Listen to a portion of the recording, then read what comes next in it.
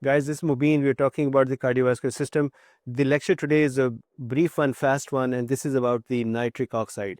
So we just finished a lecture from which this board is present here. The lecture was about the autoregulation, and in that we talked about the nitric oxide. So let's go a little deeper into the way that nitric oxide works.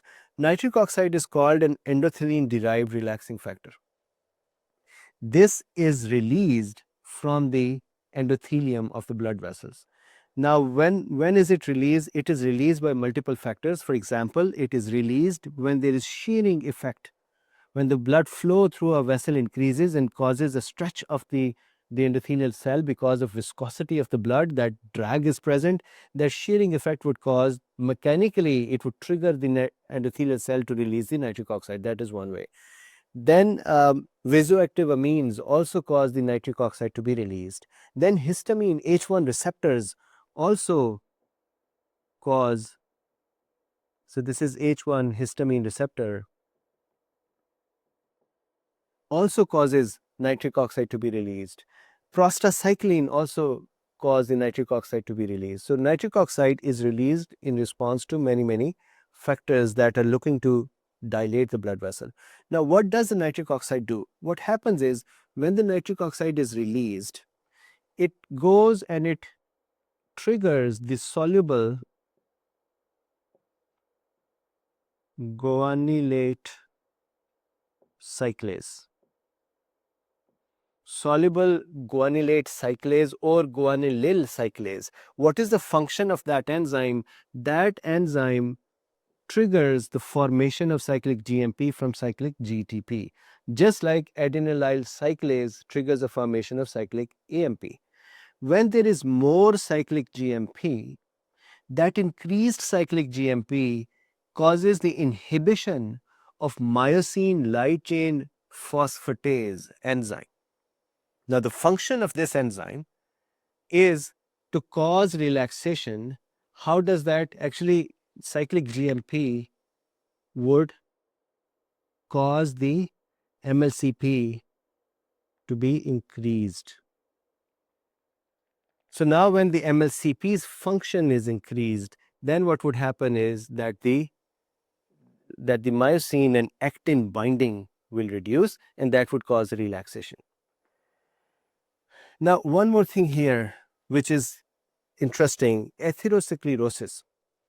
So patients with the atherosclerosis who start getting a damage to their vascular endothelium release less nitric oxide, and the reduced nitric oxide release will in turn cause reduced cyclic GMP to be present, which will in turn cause reduction in MLCP function. So relaxation of the smooth muscle will go down, and that means MLCK function, which is myosin light chain kinase function. This is when the muscle activity, that function would go up and contraction would occur. People with the atherosclerosis have one extra problem, and that problem is that their nitric oxide release from the endothelium will reduce.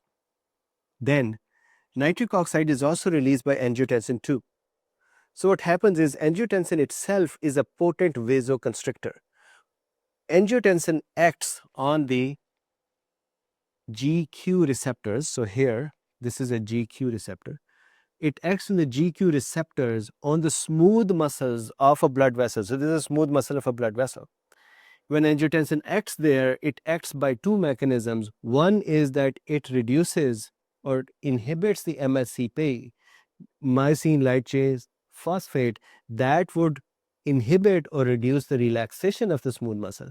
At the same time, angiotensin also causes, through the inositol triphosphate pathway, it increases the calcium release inside the smooth muscles, which trigger myosin light chain kinase and cause the phosphorylation of the myosin light chains. That would increase the contraction.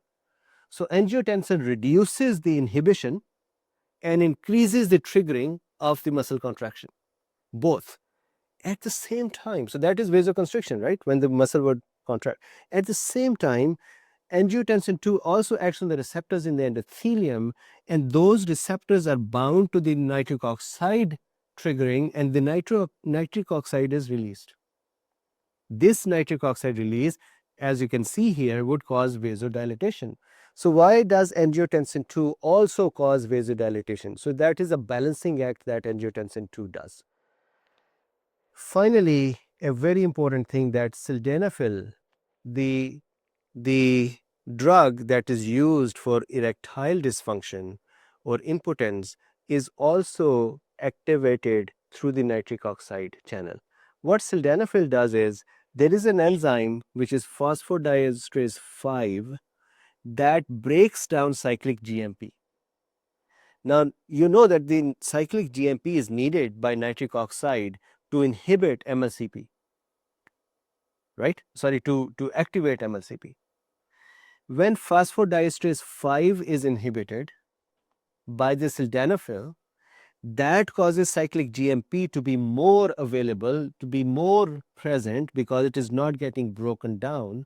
So now when the parasympathetic innervation brings a stimulation to the penile blood vessels and releases the acetylcholine and other parasympathetic neurotransmitters there, and the nitric oxide is released, there is sufficient quantity of cyclic GMP present that it will go and act on the MLCP, and that MLCP would cause the relaxation of the blood vessels. You know that we need the relaxation of the blood vessel to cause the engorgement of the penis, to cause erection.